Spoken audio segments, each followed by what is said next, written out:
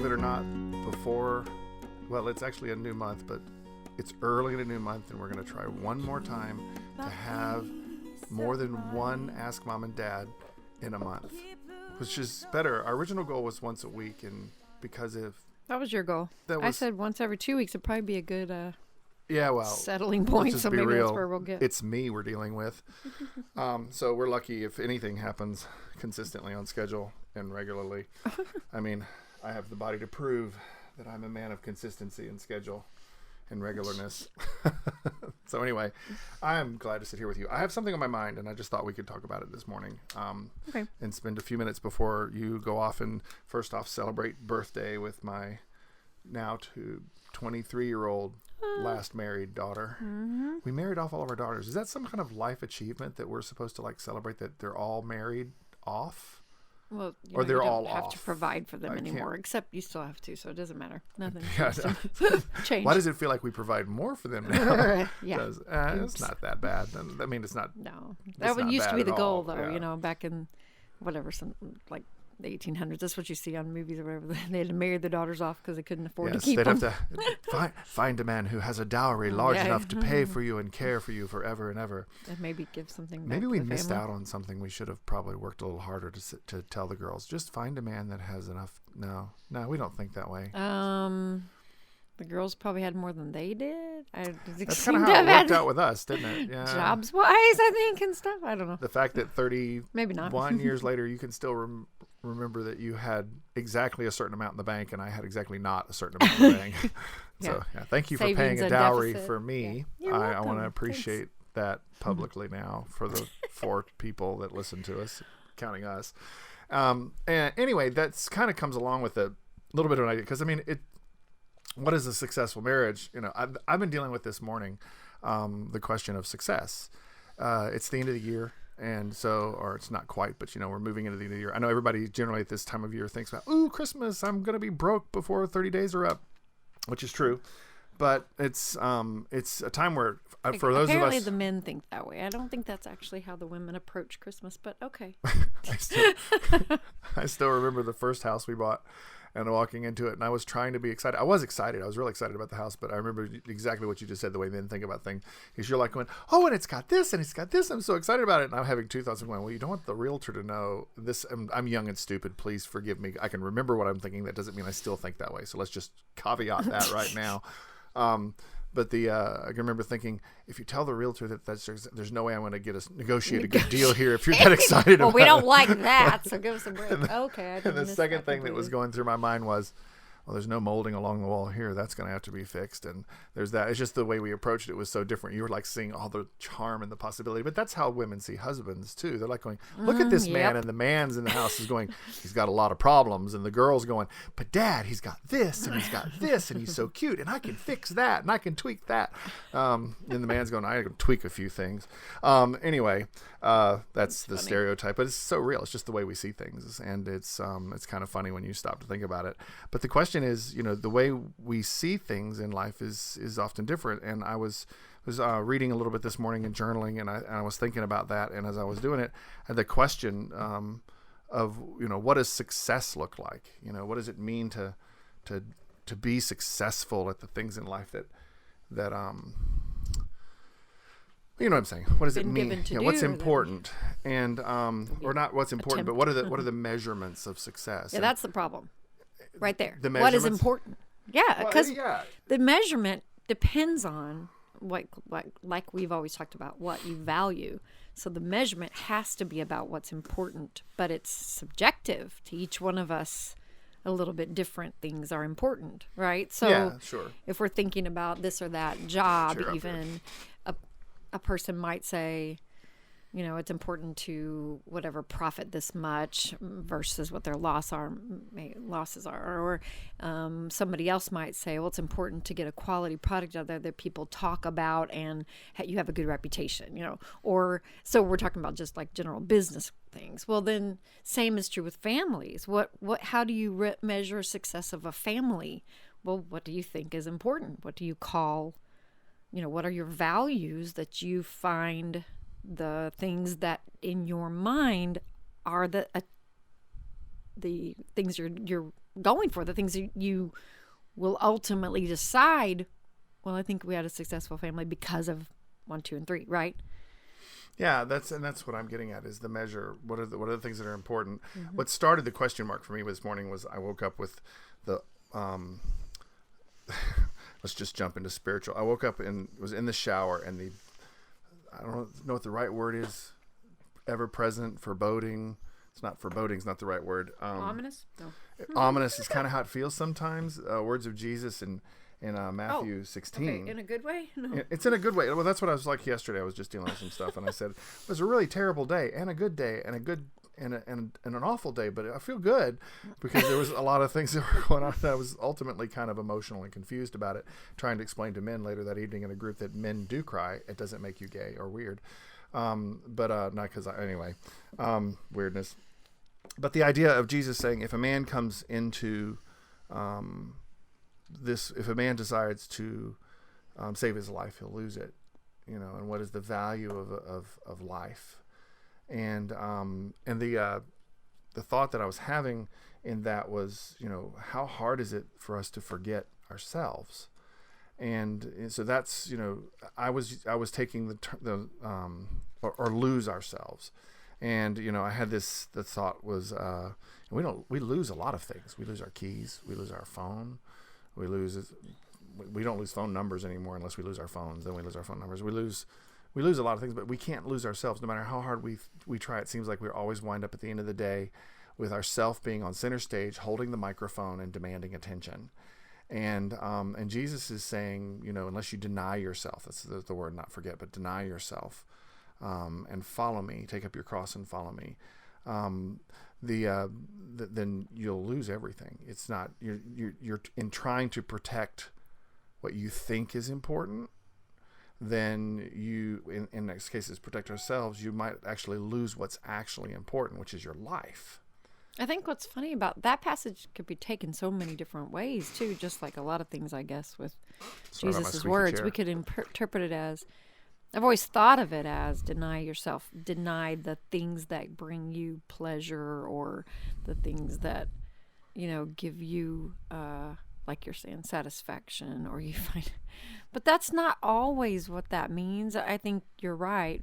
Denying what you find maybe that the goals are according to your earthly life, or deny what you think are going to make your life comfortable and easy, instead of, the sorrow that sometimes comes in the ways that sacrifice that sometimes are asked of us, whatever. So I feel like there's a lot of different angles on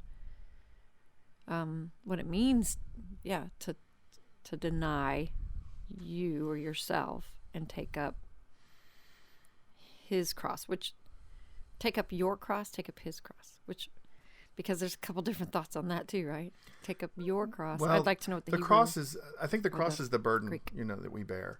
And in G, because you could almost say, if I could drop the cross section, because Luke points out the cross, and Jesus, and so you've got it in 3 places. This was like my full-on Bible study this morning, because it just got into me.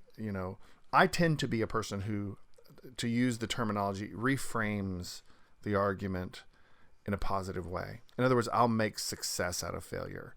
And that's because what I'll do is I'll go through and I'll find, and I don't mean that to say that I'm a failure, or that, someone else is a failure. I'm the one who looks to the bright side. So I'm saying, well, what can we learn from this? What's better? What's going right? But I think that if we take the perspective of if we don't know truly what the goal is, and we continually reframe, and this is, I guess, for my own thing, my own struggle, is if I'm constantly reframing to find out what the best thing is that's happened here, and I lose the success, and bear with me, I'm working this out in my own mind a little bit. I'm working this out loud with you a little bit publicly, semi-publicly, with an audience our size. But if we lose the goal of what's truly important, and we constantly redefine things that are important maybe, but not the goal, then it's not really success. Because Jesus is saying real clearly here, there is a success goal here. And he continues. And the goal is eternity, right? To gain your soul, but not necessarily. Yeah, and the Jewish understanding earth. of soul is your being. So what if you lose everything that's important about you, or your being, your life, soul, life? They're very interchangeable in the understanding of that, right, of the writer. And Jesus actually goes on to say, what will a man give in exchange for his life? He says,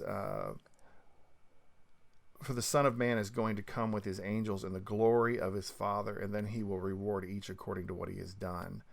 And he says that there's going to be people that are standing here today that will not be gone before they see that, which is another conversation all by itself. Mm-hmm. But the thing that's interesting to me here is here, and then in Hebrews, he talks about what is our inheritance.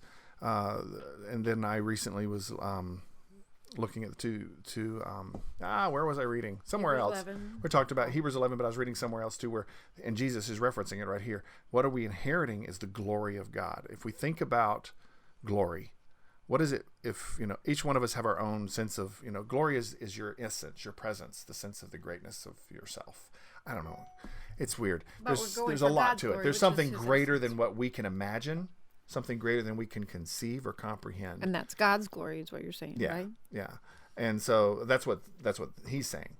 He's coming in the glory of his angels. He's bestowing that upon us. Hebrews is reflecting that. We see it in some scripture I was reading just last week, which is irrelevant. But we don't think a lot about that, because when we think about God's glory, we kind of just think, well, that's just him. But we are a reflection of, he created us out of a greatness of who he is. And we reflect that, but there's going to be that full inheritance. If we're children of God, then we're going to fully inherit that. All that to say, what is the important thing that we are, I'm afraid I'm bumping the microphone, so if it's popping on the screen or something weird, I don't want to do that. And sorry, bear with me one second. There we go. I don't see any pop, so we're not beating up the microphone. Technical difficulties, but that's live recording. What is it? What is it that we're supposed to, what is it when he says he's going to reward us for what we've done? He's going to reward every one of us according to what we've done. What is the doing that matters?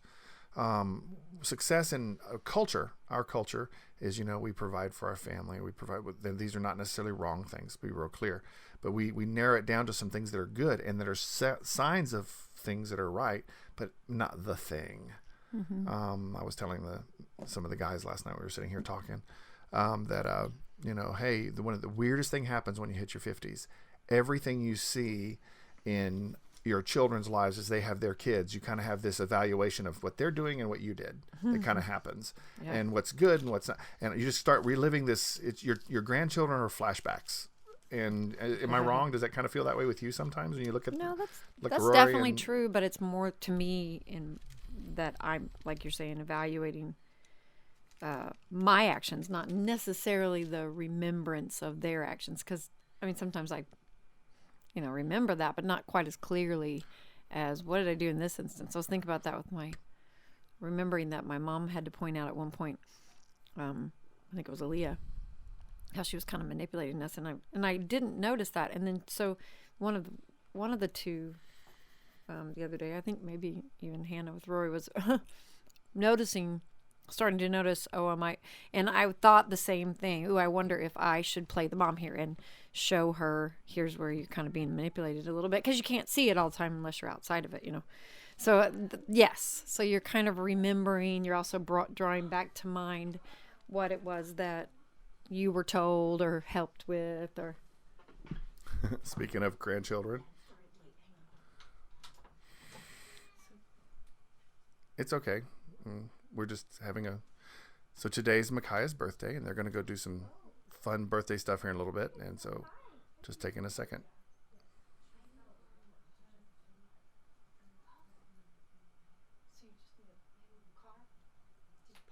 No. Just come on and talk to me. It's fine. I'll edit it out in a second. If I need to, I'll just leave it alone, because we have family lives and things going on. You were talking. You were in the middle of. Finished. I don't know what else to say. I didn't know how that related to. I was just saying, yes, I was reliving. Oh, reliving the images. That's where we left off. It's okay. That's cool. what I was saying is not the other great gift of being older is you don't have full memories. The comparisons are just memories. Most of our memories with our children are good. But the question of success, so let me get down to it. So what is the measure of, how do you measure things? What's the most important thing? We get our measure, you and I, and people who call themselves followers of Jesus, get our measure from Jesus. And he says, following him in his way, self-denial is what I was dealing with this morning. It's not that you don't think of yourself. It's that you legitimately, I gave an illustration a minute ago of self-standing. No matter what you do, you can't stop thinking about yourself. You're just unfortunately in the center of stage all the time. And no matter what you do, you find yourself at the end of the day looking on the stage and finding self on the stage, holding the microphone, demanding attention. And what I think Jesus is saying here is he's saying, so walk out of the wings, grab the microphone from self and hand it to him. And if you'll do that, then everything's going to be fine. And let Jesus take the mic and follow him.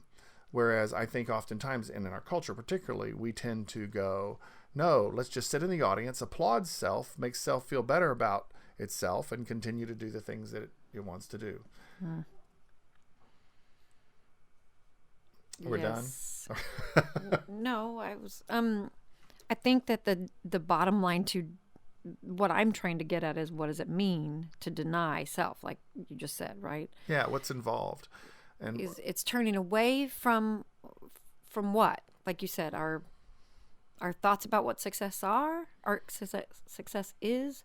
Is it our it's not our ideals, because probably we've gotten that from the source, which we believe is the Bible and God's ideals.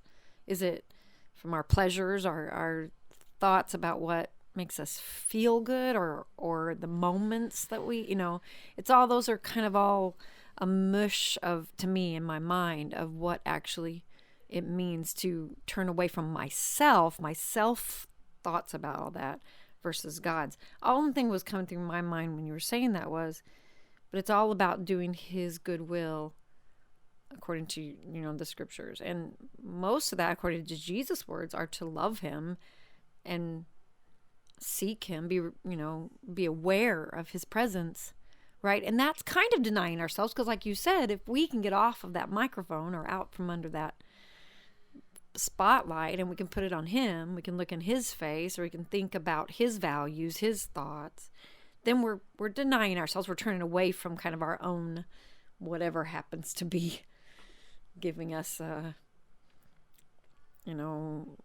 whatever happens to be kind of angling our thought patterns, which I know is confusing, or at least it is to me.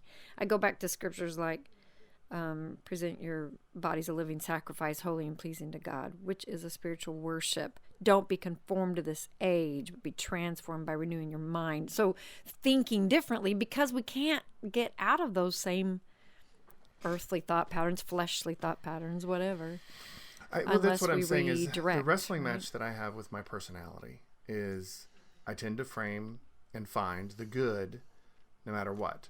The thing that you don't want to do, because I think it's important that we need to be able to look at a terrible situation and go, but this happened, and here's what we learned. Well, and to some degree, I believe that's faith, which we know also is one of the values that we're going for, that the life's more about faith than it is about flesh, or more about unseen things than it is about seeing things, right? Anyway. Yeah, I think that's fair. And again, maybe so I'm speaking more from my own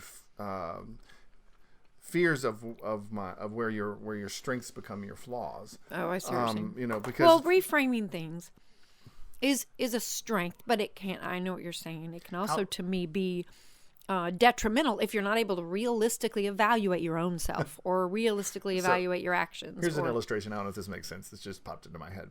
It's good to say we have 3 great full tires, but how long can you drive on that when someone else is going, but you have a flat tire? But there's 3 full tires, but you have a flat tire. And so the reality is the car is not running like it's supposed to, because there's that a tire flat tire. And so, how often do you constantly talk about full tires and not deal with the flat tire? Yeah. And in our marriage, it's been funny because I'm always thinking about the flat tire, not to demote or diminish the good tires, but I I tend to, like you tend to see the positive, the 3 tires that are good. I tend to see the one that's messed up and want to fix it. Which is funny because you're really more of a fixer. Guys are more of fixers. But girls tend to be able to view things a little bit more realistically if they're wired like I am. To evaluate, not necessarily in a negative way. You've always seen it that way, I think, but I don't always see it that way. I just see it as, here's some things that ought to improve if we're going to, especially down the line, because you have a tendency to want to deal with whatever's right now and right in front of you. I've always wanted to kind of prepare for the future, and let's think about this. If we don't make this decision now, that might not happen later, and that's kind of the, struggle back and forth. And both are necessary. So to me, evaluating properly from both angles is necessary. We need to see positively what has been, quote, successful, especially when it comes to understanding success the way God does. Who's come to know him? How has our influence mattered? What have we been able to keep our eyes on versus what are we discouraged about? Or where's, the resources he's provided versus what we're missing or whatever. But the same thing is true on the other side. We ought to be able to evaluate, where is it that we're falling short, or where do I need to confess that I'm not thinking the way he would be thinking about this or that in my own life, or about the fruit of what we're really seeing. There's both angles, and both need to be considered, right? Because his success is not our success. His ways are not our ways, the Bible says. He thinks much broader and bigger and with a better view than we can ever have. But we need to sort of try to go there, thinking and considering. And then also, I was talking to my mom a little bit, texting this morning, about always keeping our eyes on him, because he's our hope. Yeah. So whether these things are true and need to be evaluated is one thing, but whether we focus on them, like you said, or we maybe reframe them so we can think positively and encouraging about what he's doing, not who we are or what we're failing at. But and the reason that Jesus makes the statement that he does in that passage is because of that flat tire problem. Peter has just said to him, dude, that's not going to happen. Literally told Jesus that he didn't know what he was talking about. Eek. To which Jesus insults him in front of everybody. Literally calls him out and says, "Oh my gosh, my grandchild is coming in here with a pumpkin. That's big. That's just amazing." About as big as his own head. Yeah. Thank you for the pumpkin, Ezra. And so, pick him up.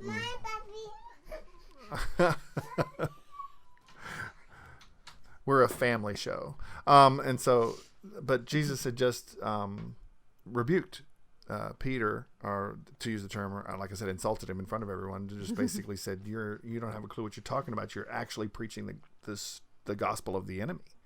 Get behind me, Satan. That famous phrase. And then he says, you need to follow me, not your idea of me. Yeah. And so, the struggle, I know, Well, and that affects us in every way. I think, like you just said, the definition of success in this world for churches even means numbers or money or whatever. It's very similar to the way the world. As a church planter, it's like, oh, it's the end of the year. What do I tell people about how this last year went as a church planter? Well, and I actually said this to somebody the other day. They asked me that question. I said, well, it depends on what metric you're using, because I could frame it beautifully. But there are some areas, and what I mean by that is I could literally say, this is... You could tell some areas where God has worked? But... Then that's awesome. The thing that matters to the people that I'd be talking to is the question. So I said, depends on the metric you're looking for. How are you looking for me to answer that question? That's what I would say. And what is God trying to do here? Yeah. And so...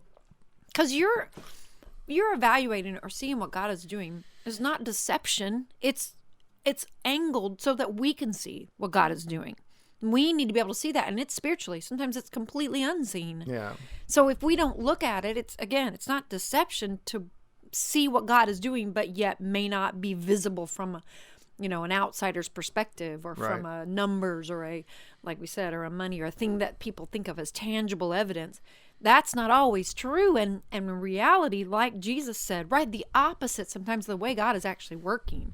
And if we can't see that, if you and I especially, we wouldn't stay in this line of work, quote unquote, because it's not ever really about those measurements, even though God gives them to us sometimes, and we're thankful when he does. And those are encouraging to others outside. But again, depending on what stories we tell or how we can see God at work, and then therefore how we can tell that, others that God is at work. Because again, same thing, our witness, it's not always specific. We don't always go and preach John 3:16. We sometimes are just being a faithful servant right where we're at, and praying and knowing that God is the one that needs to get the glory. So if we get an occasion to speak, that's fine. But like St. Francis says, if you can speak without the words, go ahead, because your service is also a testimony. It's a witness. So I don't know that it's always tangible, those evidences of success. No, we right? can't see what's really happening. I mean, when Peter asked the question, obviously Jesus had an unseen goal that he articulated in a very visible way. Which was death. Which was confusing right. To any of us. Hey, by the way, the great goal here is I'm going to die and let you guys deal with it. But I'm going to leave you with something that's going to help you deal with it. Someone actually who you won't see, that you have to trust, exactly. And it will live within you. There's a lot of crazy in it. Mm-hmm. From my understanding, it literally looks like Jesus is not seeing the flat tire in his story. And we've also always it's understanding said, why Peter would say that. And then Jesus just rebukes him for it and says, unless you're willing to do exactly what I'm going to do, and that in this case is die, take up your cross, and follow me, you're going to lose your life. And so the stakes are like here. And so he's asking an impossible thing to people who don't quite understand what's going on. Because the other is also true. Deceptive, tangible things, such as, goes through my mind, there's great large churches over our nation, and we're so thankful for those. And then there's large churches in some other countries in the world who are prayer warriors and are, they're seeing lots of numbers. But we also know, this is a really bad example, but Hitler changed a whole country going toward him in a deceptive way, and they thought they were being successful. In reality, they were being they were being led by a tyrant and a madman. So there's things that I feel like sometimes we get deceived by to think this is what it needs to look like. And you're not saying and that like Jesus like is Hitler. saying That's not what you're saying. No, I'm just saying masses of people sometimes does not prove a particular numbers alone don't make for truth thing or that God rightness. is doing underneath. You can look at a Brazilian. We know that now those stories of the one or two heroes of, especially like of World War II, that we know that are valuable stories, but they were happening kind of beneath the surface, underneath and in the background. And overall, the success was that God was in charge, and democracy wins, and those kinds of things. But that's just an illustration to say that we don't know what God is doing, and we can't measure it by what we see sometimes. But we know that underneath, when we were giving him, when he's going to get the glory, we have to keep our eyes not on what we see, but what is unseen, which is that he's still on the throne, sovereign, doing whatever, and we're doing our best to allow him to be obedient in us, really, because it's still all about, it's all about his work, one way or another. I think we always ought to evaluate. I think we always ought to keep our humble attitude of, I'm nothing, he is. So as long as we remember that, as long as we keep in perspective, like you said, that it's him that needs to get the glory, it's him that no matter what happens, it's always his success. The success we evaluate as success, I guess. And everything else is life. It happens to us and with us, and right. We right. I think it's interesting because if we look at this story here, following Jesus and the way he lays it out is not a instructions for you to follow. Yeah. It is in the open the book, take out the instructions, build it, throw away the instructions. It's not that. No. It's, here I am, and I'm going to be here now, and I'm going to die, and then I'm going to be here later, just in a way which you've not understood before.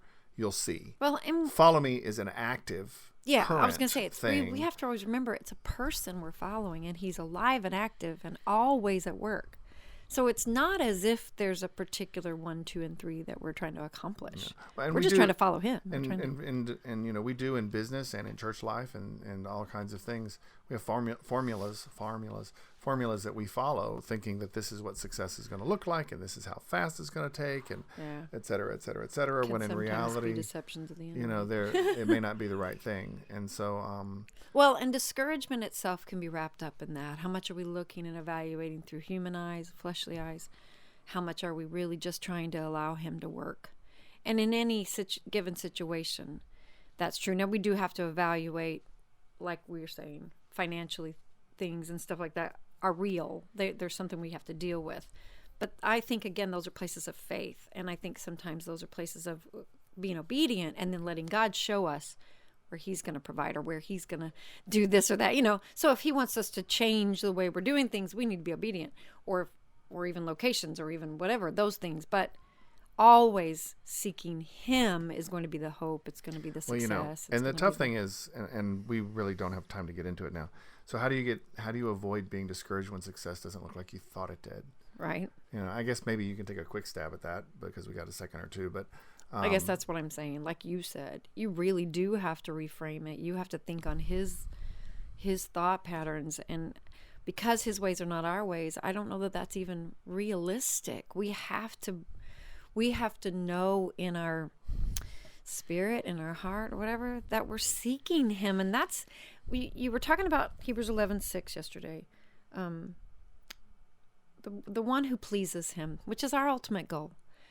It just has to know that he exists. That's what that scripture says. We just have to know he exists, and that he rewards those who seek him. Right. And I think my goodness. And that's success. And that's true. And I think that where I was wrestling with that passage yesterday is that the struggle is what are rewards. Yeah. And so when you roll through the rest of the passage, he tells you what they are. There's the inheritance, the glory, it's all after the fact that there's going to be there's a kingdom greater than it's all this. unseen, and all the examples are people that are going, you know, whatever this is, it ain't really. There's got to be something more. Oh my goodness! Let me give you an example. It was weird. And we can close with this. Last night I had a moment like that with Rory. We had people coming over, right, and Christmas tree's been set up, and as far as I know, Rory hadn't seen it yet. Is that fair? Yeah, she hadn't seen it, and so she had in mind her idea of success for the evening was that she was going to bring a movie to watch with the kids, the other grandkids, right, when she heard Barbie movie or something, and I found her crying in the front hallway, just a wreck, and I thought she was in trouble because her dad sat her there before and said, "Sit here because you're in trouble," and I said, "Are you in trouble?" Because that's what. And I thought she said yes, but then I understood no, because that's really what it sounded like. And I said, "What's going on?" Then I went past her mom, and she said, no, she wanted to bring a movie, and she forgot it. And she's just trying to adjust to the fact that her light's not going like she thought it was going to go. And I was like, well, that's hilarious for a 4-year-old, but let me go pick. So I picked her up, and I said, "Are you okay? Do you want a kiss?" And she didn't resist a kiss, which told me that she was just needing some comfort. So I gave her a little kiss, and I picked her up, and I called her and said, "Let me show you something." And I took her in, and I said, "Do you see the Christmas tree?" And she said, "Yeah." And suddenly she stopped crying a little bit. We got close to the tree, and I said, "Do you see that?" And I showed her the little manger scene that I set up in the middle. And she said, "What's that?" And she said, "Baby Jesus' house." And I thought, oh, that's great. Great illustration. And then I took her to the front, and she'd walked right past it. And that's also cool. We can make an illustration of that too. She walked right past the first manger scene, because we have a few. And I told her about the moonlight, that I'd put blue lights inside of the manger scene. She goes, "How's the moonlight get there?" And she forgot about what she thought was important when I showed her something that was greater. And the next scene, cut, is her taking Ezra to the Christmas tree and pointing out the things that I'd pointed out to her on the Christmas tree. And I think, so oftentimes there's something that we are needing to see. Yeah, that because we're so freaking upset about what we're not seeing. Right. We don't get emotional on camera. Well, the refocus is right. Yeah. And sometimes that's why I think that's the whole point in Jesus creating the church. We cannot always see where God is at work on our own. We have got to have other people around us. The family is our first, it's kind of like the first church was the family. And then the second was when your family rejects you or when you have struggle, here's, the bigger body of believers that you go to find redirection, to find refocus, to look back at me because I'm the source. I'm the hope. I am the reason that life doesn't have to be about this flesh and what you see around you. I was saying that to my mom this morning. Turn your eye upon Eyes Upon Jesus is one of my favorite hymns. And it helps so much when I just start to sing that song, because okay, that's a good point. I need to turn my eyes back on it, because then the things of this world will grow strangely dim. Right. Because you're thinking about him. You're looking at him. Right. You're considering that's why I live. That's what my purpose is. That's what brings me joy, hope, every piece of literal peace that this world cannot give us, and any kind of success that this world would evaluate. But his is keep your eyes on me. That's what success is. Believe in me, trust in me, believe I exist, and I'm going to reward you. Who cares what the rewards really look like? We'll know it. Our hearts will be set at ease. You know, his peace will pass all understanding, is what the Bible says, when we're not anxious, but when we ask him and talk to him and make him our source. Anyway. So, what does success look like? Whatever Jesus tells us it looks like. And you have to have a Truly, relationship with him on a regular basis to know success looks like being able to get out of bed in the morning and keep going. That's what success looks like. Church planting wise, we could be destroyed, but George Mueller said, what was it, 5 years it took for one salvation, or was it more than that? Yeah, China was rough. And the people he prayed with, prayed for forever. So I think we don't evaluate based on comparisons. We evaluate based on what God has given us to do this moment, this day, this time, and then let him set the pace and the path. I was giving some instructions to somebody last night, a lady in our congregation who's going to have a baby, and I said, I picture Jesus being your shepherd. He can see. We saw an illustration of this on one of the That the World May Know video. He can see the path, but when you're down at a sheep's level, the rocks all look the same. When you're up at the shepherd's level, you see the path. It's kind of hard to see otherwise, but that shepherd will lead those sheep. They go behind them. They don't ever go in front, because the shepherd knows the way. We don't know the way, so we have to look at him, and he makes the path straight, the Bible says, for us. So we don't lean to our own understanding. We do not, and that is a good place to end it with. So good talk. Yep. And we'll do this again some other time. Soon. Yeah, soon. Defined according to our weird schedules. See you later. Go. Bye.